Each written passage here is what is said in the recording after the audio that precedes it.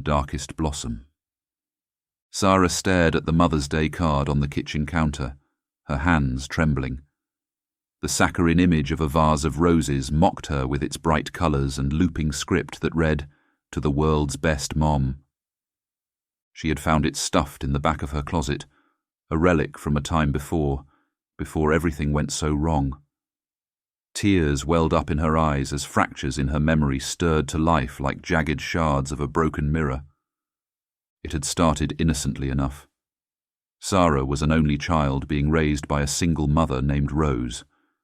The two were inseparable. Sara's father had died when she was far too young to remember him. Rose doted on her relentlessly, always baking her favourite cookies, buying her pretty dresses, and ensuring every moment was filled with her endless love and affection. "You're my entire world," Rose would croon, brushing Sara's hair until it shone like fine silk. Mommy's special little girl. But as Sara entered her teenage years, Rose's adoration morphed into something darker, more possessive. She grew irrationally jealous any time Sara spent time with friends or showed interest in boys. Rose's eyes would narrow into obsidian slits, her sugary sweet tone inverting into a caustic hiss. "They'll never love you like I do," she snarled. "You're mine, mine alone." Sara's pleas for independence were met with escalating volatility. There were screaming fits, shattered plates, slaps that bloomed into purple bruises. Yet Rose's grip only tightened with each outburst, as if she were trapping Sara in inescapable vines of twisted control. The final explosion occurred on Mother's Day, when Sara was 16. She had awoken that morning to the mouth-watering aroma of Rose's legendary strawberry crepes, her favourite breakfast treat since childhood. But the kitchen was strangely dark and still. "Mom!" Sara called out. "Are you down here?" That's when she saw it. Rose lying motionless on the tile floor, her pink robe spreading out around her like unfurling flower petals. A half-empty bottle of sleeping pills had tumbled from her limp hand. "Mom!" Sara's piercing screams shattered the morning quiet as she collapsed beside Rose's body. She shook her with tremendous force, howling for her to wake up. "Wake up, Mom! Please wake up!" But Rose's eyes remained forever closed, her skin already taking on a disturbing bluish pallor. The only flickers of life were the twitches of Rose's crimson lips as they tried and failed to form silent words. "I won't let them take you," she rasped with her dying breaths. "My precious blossom." Rose's head finally lolled back, taking Sara's childhood along with her. The police came and the paramedics and the questions, so many questions that Sara didn't have answers for. How did this happen? Why would she do this? Sara understood why, of course, understood it all too well, because Rose was the darkest kind of blossom, one that could only thrive by leeching the light and life from those closest to her. Sara was the sun her mother's toxic roots had slowly been strangling for years, and now Sara was finally free. Or was she?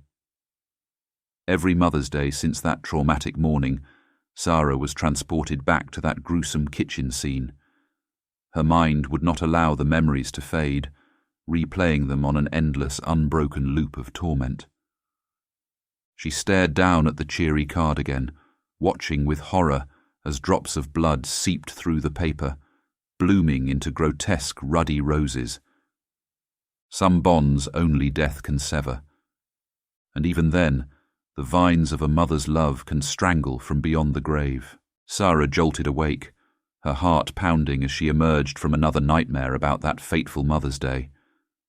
She looked over at the clock, 3:17 a.m. Trembling, she got out of bed and made her way to the bathroom, splashing cold water on her clammy face. Her reflection in the mirror looked just as haunted as the day it happened 10 years ago. Ever since her mother's suicide, Sara felt like part of her died too. She went through the motions, graduating high school, getting a job, forcing herself to try and live a normal life. But it was all a facade, merely existing as a hollow shell. The vines of her mother's twisted love had burrowed too deep, strangling Sara's sense of self, until all that remained were recurring night terrors and repressed psychological scars. No matter how hard she tried to move forward, she was forever trapped reliving the horrors of the past.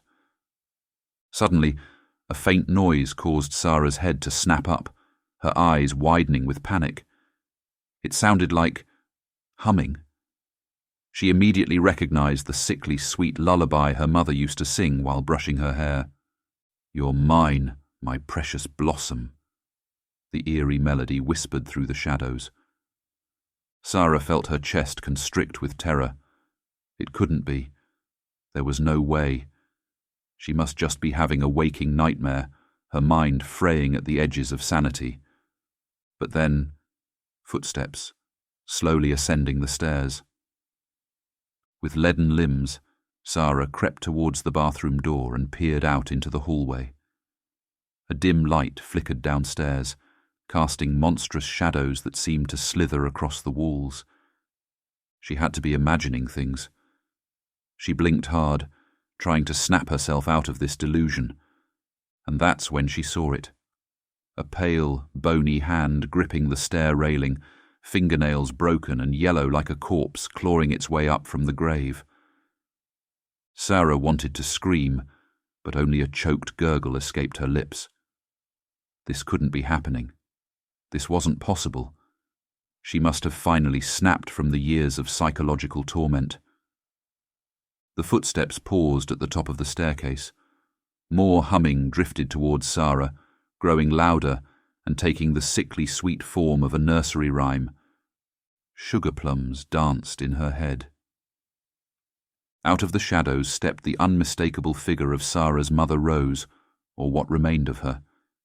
She looked like a reanimated corpse, her skin sickly blue and splotched, stringy blonde hair hanging in muddled clumps around her gnarly features. But her eyes glowed with the same feverish adoration they always had whenever she looked at Sara. "Mommy's here," Rose rasped, her cracked lips stretched into a demented smile that exposed rotten needle-like teeth. Sara finally managed a petrified scream as she stumbled back into the bathroom, trying frantically to lock the door. But Rose seemed to glide towards her in unnatural stop-motion jolts, giggling like a deranged child. "You can't escape me, my precious little blossom," she hissed, her voice reverberating in Sara's mind as her cold, clammy hands gripped her daughter in a vice. "You'll always belong to Mommy,